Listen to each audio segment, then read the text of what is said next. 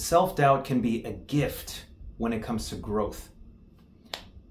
When I lost my company and I screwed up my own opportunity just because of ignorance and lack of skill, it did not feel good being able to lose that opportunity. It did not feel good having being thousands of dollars in debt after the whole thing was done.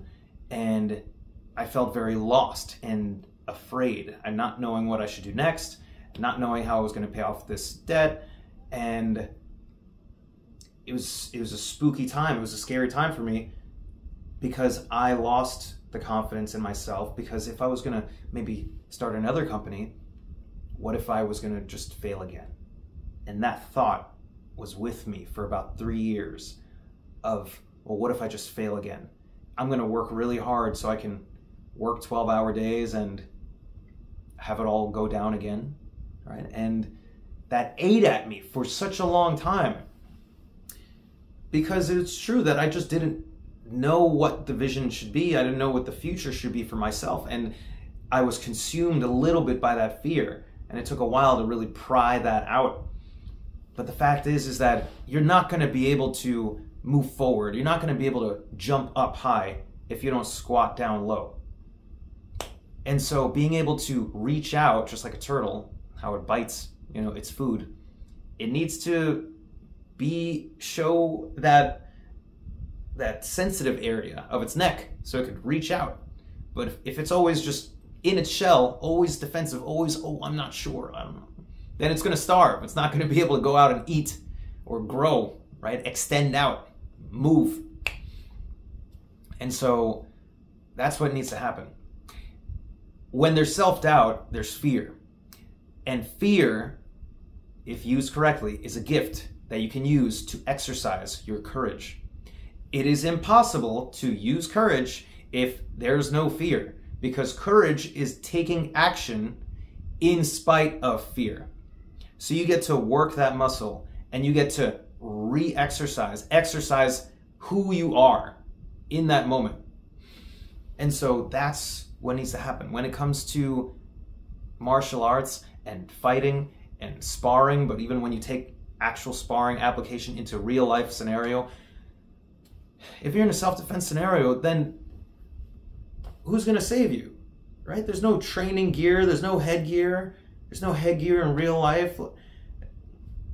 You make contingencies so then you can make smart plays, smart plans, some safety nets here and there for life, but there's no full safety net.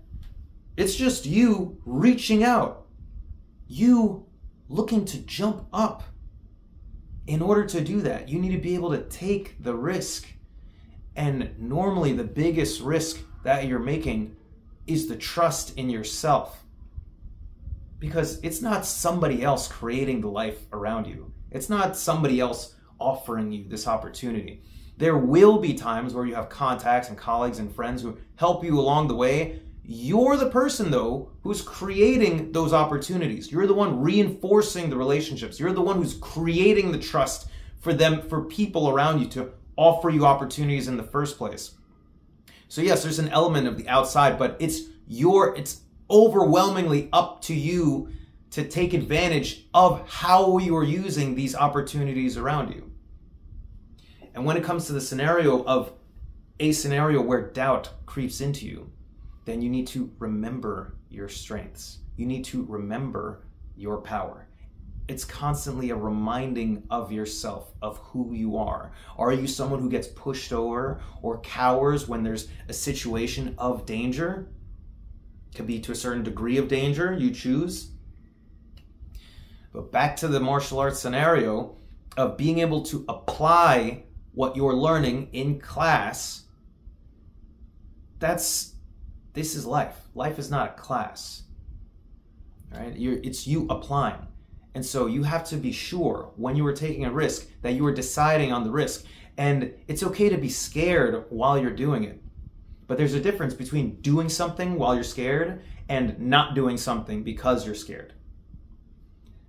Take action. And sometimes it takes time to build yourself back up. You have to give yourself the time to be patient with yourself. Sometimes you need to have a little break. Sometimes you need to say no so you could build up that courage. But that's what it comes down to.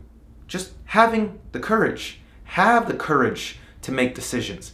Have the courage to say no to things that you don't need to have in your life, or to some people sometimes that you shouldn't be around. Have the courage to understand that even if you try something and fail, that's not going to be the end of the world for you. You are still going to be there. You're still going to be able to try again and get better along the way. That is your nature. So use this doubt. Use it as something of a reflectionary tool. Ask yourself why. What are you actually scared of? Is it something that you can do? Is it something that you can't do? Is it an external force? Is it a person that you're worried about? Why are you feeling this doubt? Where is this fear coming from? And look at it. Sit with it. Then decide what to do with this feeling. Use it to push yourself forward.